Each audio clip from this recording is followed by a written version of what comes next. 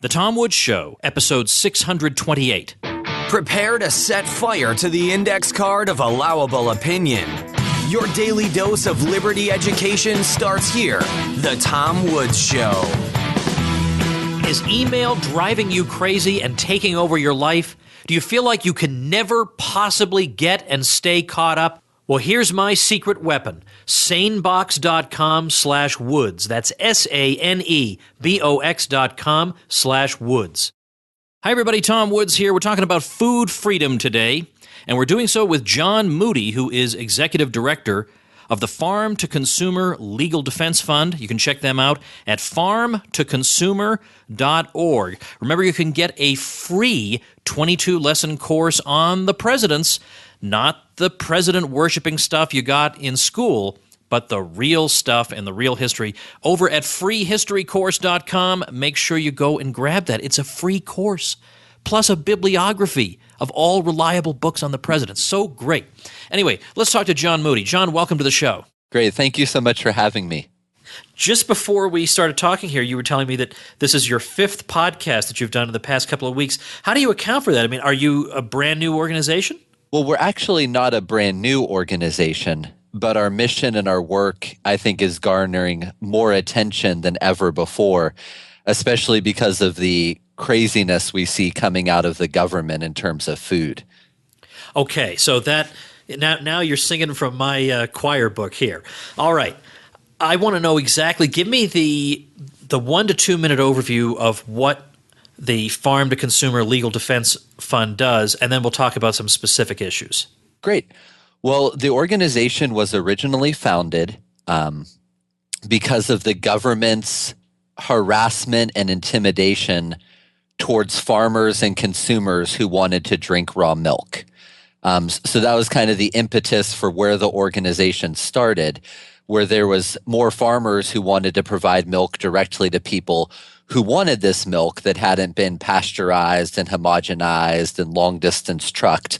And the government really just cracked down on them in ways that are beyond comprehension to any rational person. And as we have systematically won that battle across the country, the government is now engaging in new tactics to make life hard on small farmers. And so as an organization, we have adapted to serve our members and to serve those who want to have the freedom to choose what they eat better. All right. Now, okay, there's a lot to talk about here. The raw milk issue, let's start there because I think that's the area of food freedom that most people are familiar with. Is this a case of something that had been going on? Because I didn't hear anything about raw milk ever in my life until the Ron Paul presidential campaign. And then I'm surrounded by people who are interested in raw milk. I didn't even know what this was. And it seems like it's just growing and growing. Are we hearing about it more now because it's growing, or are we hearing about it more now because somehow you've just broken through some kind of blackout on the subject? Well, you're hearing more about it because it's growing. As the local food movement has grown, raw milk occupies a very special place, especially in the American culinary ethos. Because like, what do you get at the grocery store every week? You get bread, you get eggs, and you get milk. And so the latest estimates show that there's quite a few Americans, multiple millions now, who are partaking in raw milk on an ongoing basis. And because it's became so much more widespread, the government's angst and anger over this has only intensified, as is their frustration to not be able to stop people from voluntarily acquiring what they want to eat and feed their family. Now, is there any danger associated with raw milk that could justify what the government is doing? I had Joel Salatin on the show. This show notes page for this episode, by the way, is tomwoods.com/628. So I'll link to that old episode on there. And I did ask him about it, and he explained to me the whole thing about pasteurization and why it might have mattered at some time, but doesn't matter quite so much now. But the point is, he was not at all of the opinion that there was any danger that the government needed to protect us from. So what's your view? Well, a friend of mine who's a microbiologist and also to be a microbiologist, you have to be good in math. I have a background in mathematics. He did some number crunching. I've done some number crunching. And basically, a great way to look at the risk of raw milk is that the most dangerous part of getting raw milk is if you have to drive to the farm to pick it up. The government freeway system and roads that you have to use to go get your raw milk is far more dangerous than the product you're actually accessing. I've never consumed it. What am I missing? Well, it just depends. Some people adore raw milk. For some people, it is a food that has really helped them health-wise. I'm a really unlikely candidate to be on your show to talk about this topic, because had you met me in my early 20s, I was as standard American in terms of food and diet as you could possibly imagine. And I became really ill in my early 20s, duodenal ulcers. I had seasonal allergies so bad, Benadryl was sending me free stock options. And it was through foods like raw milk that I completely healed chronic degenerative illnesses that my doctor said there was no options for. They're just things I was going to deal with my whole life. And I now live on a farm in the Ohio River Valley. And again, like I had just such terrible allergies as a child, and I have no seasonal allergies at all in one of the top 5 locations in the nation. And so, not only what I say is a food like raw milk and a lot of these other foods that the government hates, not only are they not overly dangerous, but they are actually the very foods we need to be robustly healthy and not dependent on, the pharmaceutical government cartel for our well-being and our family's well-being. Let's stick to raw milk just to keep it on one product for now, and then I do want to talk about other things. But do regulations relating to raw milk, do they vary from state to state? Yeah, well, so raw milk at the federal level, there is an interstate ban on moving raw milk across state lines for sale. And so that's what Ron Paul and now Congressman Thomas Massie, who's kind of picked up his mantle in the House, that's what Ron Paul sought to address in a number of ways when he was in the House, and he brought up during his presidential campaign. At the state level, raw milk is very similar to like firearms. It's every state handles it in their own particular way. But then as an overarching issue, you have the federal interstate ban on commerce in raw milk. All right. So if the state has some law pertaining to raw milk, and there's somebody who just violates that, how can a legal defense fund help? Doesn't the guy have no leg to stand on? Well, it really depends on the state, and it really depends on the method of distribution. So one thing we have sought to do is use kind of older precedents for private commerce and private transaction or shared ownership of animals to push back against these draconian and protectionist milk regulations that won't permit farmers to do anything but to sell their milk to the dairy cartel at prices that basically put them and their farms fiscally into ruin. So, for instance, one of the cases from a few years ago in Ohio, there was a farmer who was doing raw milk via an arrangement called a herd share, where basically if you want raw milk from this dairy farm, you buy an ownership interest in the cows. So you become a part owner in a cow. So, you as a city slicker can own a cow and you can drink the milk from that cow. And that went to court. The state of Ohio did not like that arrangement, but a judge upheld that.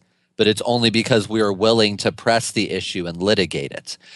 So at times, we use litigation as a tool to try and reclaim freedoms or incrementally push back. We also, though, work on the legislative side. So we have members in all 50 states of the nation. And, for instance, in West Virginia, some of our members finally got the legislature to recognize herd shares and cow shares and lease arrangements in their legal code. And so now West Virginia was one of the last holdout states. There's only a few left, but now you can get raw milk in West Virginia. So we use a wide variety of tools to try and get done what we can to restore food freedom and farm freedom. John, let me read a few passages from, I guess it's an FDA legal brief, just to get your comment on them. And maybe they don't even require comment. And they begin this way. There is no absolute right to consume or feed children any particular food. There is no, quote, deeply rooted, unquote, historical tradition of unfettered access to foods of all kinds. Plaintiffs' assertion of a, quote, fundamental right to their own bodily and physical health, which includes what foods they do and do not choose to consume for themselves and their families, unquote, is similarly unavailing because plaintiffs do not have a fundamental right to obtain any food they wish. And then it goes on to state that even, quote, even if such a right did exist, it would not render FDA's regulations unconstitutional because prohibiting the interstate sale and distribution of unpasteurized milk promotes bodily and physical health. And then finally, there is no fundamental right to freedom of contract. Well, that about says it, doesn't it? Oh, and that's why, that's why I do what I do for Farm to Consumer. The realization that in a supposedly land of the free, home of the brave, there's a rogue governmental agency that basically asserts deity-like authority over my food choices. It's astounding when you realize the lengths that the FDA and CDC and USDA go to, and the amazing amounts of money they squander and misuse to deny you and I the ability to choose what we eat and feed our family. Let's get a specific example here so people can get a better idea of what's really going on out there. Give me the background of the Mark Baker case in Michigan. Oh, so yeah, Mark Baker's a beautiful example of government run amok over small farmers and food choice. He has a family. They moved back to Michigan after his military service, I believe. They started to raise a heritage breed hog on pasture. So, more and more Americans are waking up to the fact that the food you get at the grocery store not only lacks taste, but it lacks nutrition, and it comes with a really high price in terms of animal cruelty, environmental damage, and other things. So more and more people are opting to get meat, once again, from small local farmers who are raising animals really in the way that the animals are meant to be raised.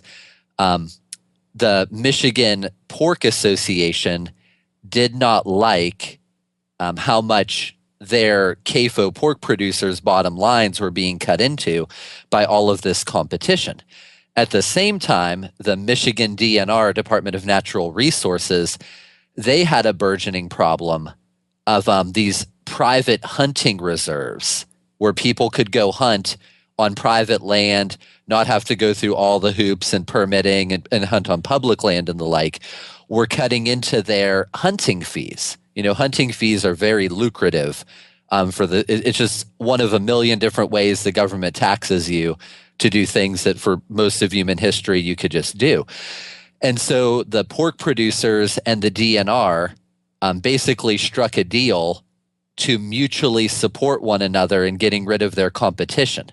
The pork producers wanted to see these small pasture-based farmers ran off as much as possible, and the DNR wanted to see these game preserves and other alternative hunting operations closed down. So the DNR wrote what's called an ISO, an invasive species order, and overnight it basically made any pig except for confinement-raised pink pigs illegal in the state. So Mark Baker overnight became a criminal for having the wrong breed of pig on his farm. All right, that's so now were you involved in that case at all, or are you just giving this as an example? Well, we were involved with the case. I actually went up a number of times to some of the events they held at Mark's farm and to some of the court hearings. So as a legal organization, there's different ways we'll be involved with cases. So sometimes one of our attorneys will be the one who litigates the case, like our Vice President Elizabeth Rich in the Vernon Herburger case in Wisconsin, which maybe we can talk about in a moment. Yeah. And then sometimes we will work with local counsel in a state and we will provide funding for the case. I see. Okay. Yeah, let's talk about that other case that you mentioned from Wisconsin. I had a little time to look into both of these cases, and I'm curious to have you – I'd like to have you introduce it to the audience. Actually, before you do that, let's just pause for a quick message from our sponsor. Folks, if you're like me, you're buried in email and you're pleading for help. You don't know what to do about it. It's interfering with your mental health and your life and your peace of mind, and you don't know what to do about it. Well, the answer is SaneBox. I use it myself. I swear by it. It sorts my email. It makes sure that I see the important stuff and that I can see the unimportant stuff on my own time when I get around to it. I can tell it to resend me emails in a couple of days when I'm ready to deal with them, so that by the end of the day, I have one way or another dealt with all my email every single day. You need this for your mental health. You need it for your productivity. You need it for efficiency. So check it out at SaneBox. That's SaneBox, sanebox.com/woods, and get a free trial. And then when you do what I did, which is when your free trial runs out, you immediately rush to throw money at them because you've got to have this service. You automatically get a $25 off credit as a Tom Woods Show listener. You've got to use that link, sanebox.com/woods. All right, now let's talk about Vernon Herburger. Tell us the details. Vernon Herburger is one of the most egregious, in my mind, cases we've been involved with. You have a salt-of-the-earth family man. I believe at the time they might have had 7 or 8 children. A gentleman who doesn't even have as much as a parking ticket on his record. And he's in Wisconsin, which because of the cheese interests, the cheese industry in Wisconsin has some incredibly strong vested interests with some very thoroughgoing protectionist policies in place to protect the cheese industry and the milk industry there. And so Vernon had started a buying club to allow people in his community to directly access food from his farm and from his animals, including raw milk. And over the course of multiple years, the Wisconsin DACTAP, I believe that stands for the Department of Agriculture, Trade, and Consumer Protection, one of those lovely Orwellian agencies we get to deal with. They spent easily millions of dollars harassing Vernon Herburger and his buying club members, eventually taking him to an extended trial, a trial during which they lied. They did every underhanded tactic possible to win this trial. Vernon is the kind of person who would make the founding fathers proud because he was willing to go all the way to a jury trial to retain, protect, and expand his rights. He was not going to back down after years of harassment, and a really just incredible personal cost to him and his family. And so it went all the way to a jury trial. Elizabeth Rich, our vice president, is the one who litigated. And the jury basically found Vernon not guilty. Wow. Even, a judge in a court case is supposed to be like an umpire at a baseball game. And if an umpire makes 95% of their calls in favor of one team, you in the audience begin to wonder, is the umpire an objective observer or is the umpire playing for somebody? Yeah, right, of course. And that was this case with Vernon. The judge in the case sided with the state in over 90% of the motions and other issues related to the trial. The judge even went so far before the trial started in his courtroom instructions, he banned any discussion of the United States Constitution, of the Wisconsin Constitution, of anything liberty, of all of these bigger issues that are on the table. He tried to ban them from the courtroom, from even being discussed or brought into the case as meriting discussion over what was happening. And even with all of that, Elizabeth did a tremendous job litigating and winning that case, as did Vernon and all the people who helped. And after the case, the jurors were so angry at how misled they had been by the judge and by the state attorney and the DACTAP that some of them joined Vernon's buying club.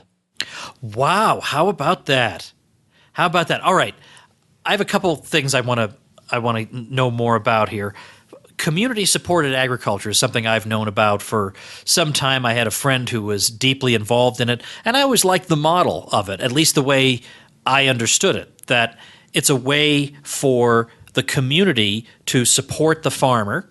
So, I mean, there are many, many cases of farmers getting themselves in over their heads in debt, and this way they don't have to. They get advance payment from people in the community, and people in the community, meanwhile, get fresh produce and fresh food and fresh meat that's produced in a way that's humane and that's healthful for people. Is that the basic idea of CSA?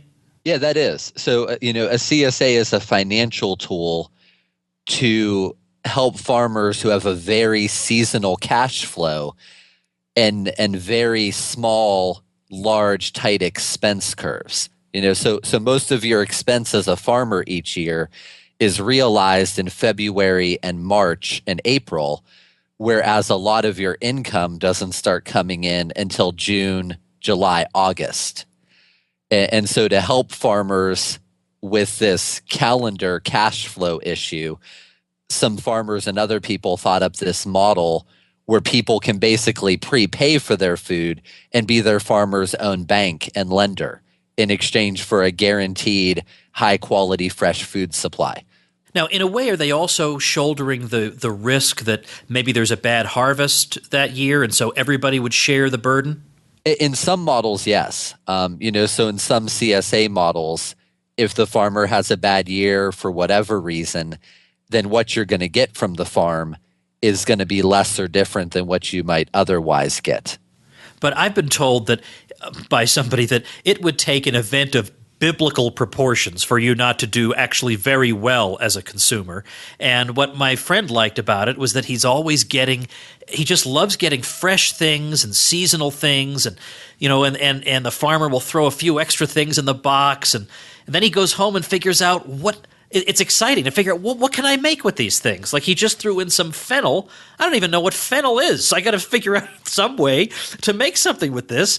And it's actually why there's one of the redeeming culinary qualities of Topeka, Kansas, is the Row House restaurant, because the chef basically looks at what's in season and what herbs are growing, and he just comes up with something, and he changes the menu every week. And it's like in the summertime when you look forward to watermelon because it's the summertime, or you look forward to peaches because it's the summertime. And sometimes we lose some of that excitement of things being available at particular moments, because you can just go to the store and pretty much get what you want, but doesn't have quite that excitement and flavor and fun and freshness of when you just get things seasonally. Oh, yeah. Well, we have an apple farm that my buying club gets apples from, and they grow 20-some varieties of apples. Oh, see, I want to try one of each. Well, and it's wonderful because, Americans used to enjoy probably over 100 varieties of apples. And you go to the grocery store, you have one variety, cardboard, because they're these long-distance trucked apples, often kept in cold storage for long periods of time.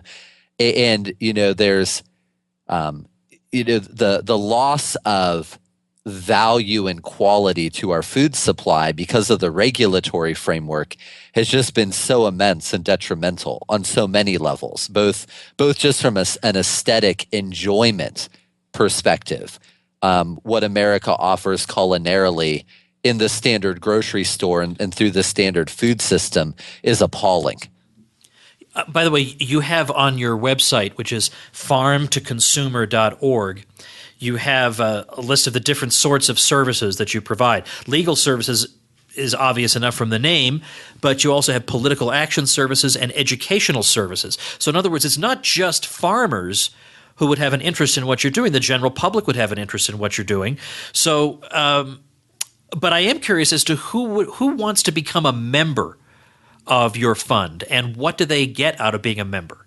Well, I would say who should be a member is anybody who eats and cares about having the ability to choose what they feed their family. So any one of your listeners, my hunch is, would qualify under that approach to what we do. Even if you eat at McDonald's, but you're liberty minded, you're somebody who should love what an organization like ours is doing in ensuring you have the ability to choose what you eat and who you get it from without undue interference. Our membership is actually a pretty balanced split between farmers and consumers. Farmers join primarily to have the protection and political services that we provide to level the playing field. I don't know, since you don't deal with food a whole lot, I don't know if you heard about what's going on with chicken in China. I have not, but tell me. So the USDA just approved that chickens raised in America can be frozen, shipped all the way to China to be processed, then be refrozen, and then shipped all the way back to America. And the label will never tell you that your chicken just enjoyed a dual trans-Pacific, flight or whatever. Well, the thing is, I can't imagine. Yeah, I can't imagine that I would want to eat chicken like that, like that, right? Well, and why does the USDA and FDA not want you to know that your chicken did that? At the same time, a farm like mine is only allowed to butcher a very limited number of chickens on farm under the governmental regulations. And so, we could have it'd be great for us to come back and talk about like the Prime Act, which is something Congressman Massey introduced and just also got introduced in the Senate, where we can really kind of get more nuts and bolts down, like what does farm to consumer do and how does it actually matter to your dinner plate? Because most Americans just don't, why is beef from New Zealand cheaper than beef coming from my next door neighbor? How did it become possible for chicken to travel, what is China, like 4,000 miles each way? How is it cheaper for chicken to travel 8 to 10,000 miles than come from the corner grocery store who got it from a farmer right down the street? And it's all because of this insanely biased regulatory structure that we are working both at the state and federal level to break back open so that there'll be freedom for farmers to affordably feed their communities and to be able to compete. Because right now, small farms like mine, we face such a predatory regulatory environment. Isn't that funny? And yet the narrative that most people believe is that the federal government is always on the side of the small guy, the little guy who's just trying to make his way in a economy of big corporations. But that is so far from the truth. It just boggles my mind that people are of this view. Now, by the way, on your website, on the bottom right, you have a map of the United States that's color coded according to the laws in each state pertaining to raw milk. Is the law in each state pertaining to raw milk a good guidepost for how that state treats agricultural issues in general, do you find? Yes and no. It depends on the state. So some states have very progressive, I hate to use the word progressive, but they have very liberty-minded raw milk laws for whatever reason. But in some other areas of food and agriculture, they're very backwards. Whereas some states have a more uniform approach. One thing we're hoping to do, I'd love to see this done by the beginning of next year, is we are hoping to rank all 50 states in the nation in terms of farm and food freedom and start doing that annually. So we'll have another map that will go across the wide area of farm and food freedom issues, and we'll rank all the states every year so people can see where the states are and what can be done to move the different states forward. Okay, let me tell you something. That is a brilliant idea. First of all, because it needs to be done, just in and of itself. It's a good educational service. But secondly, that's got to get you some publicity because people love rankings. Oh, yes. If it's the economic freedom of the world, they want to know where's the United States. If it's food freedom, they want to know, well, where's my state? That is so smart. You can drive a lot of traffic that way. That's a really, really smart idea.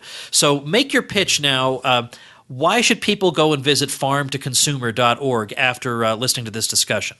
Well, one is, I think for your listeners, they will discover an entire area of economics and liberty thinking that a lot of average Americans have never even considered. I have a talk I give where I basically point out the area of your life that is most controlled, regulated, and impacted by the government is your refrigerator and what's inside it. There is no area of American life that is as twisted and out of sorts as our diet and our farming system, and it's all because of the government. Government subsidies, government regulations, so many different things. So two, you'll find an organization whose goal is to restore farm and food freedom. If we have to do it one state and one farmer at a time, we are committed long term that you and I should have the ability to choose what we eat and who we get it from, and without government interference, if that is our desire. The third reason, at least right now, is because we're doing a membership drive. And if you join before April 15th, you get like $200 some in ebooks and coupons to a whole bunch of different great companies and great authors who support our mission and want to see our nation enjoy food freedom again. I was looking at that myself. I thought that was a very nice, because I saw a bunch of the organizations that are represented there, and they're ones like I've had Mark Sisson on the show more than once with the Primal Blueprint, and he's represented there. So look, it's just great that you're all on board together doing this. So I hope people will check out farmtoconsumer.org, and I'm going to link to it, of course, on the show notes page. If you don't remember that, you're driving around, just remember the episode number 628. It'll be tomwoods.com/628. I have a feeling, John, there will be a number of other issues that you and I can discuss sometime in the future, and I'd be delighted if you joined me then. Oh, well, I look forward to it. So I really appreciate your show, as do a lot of my friends. All right, tomwoods.com/628 is today's show notes page. And farmtoconsumer.org is where you want to go if you want to find out more about John Moody's organization. Tomorrow, Sibel Edmonds joins us. We'll see you then. Become a smarter libertarian in just 30 minutes a day. Visit tomwoods.com to subscribe to the show for free, and we'll see you next time.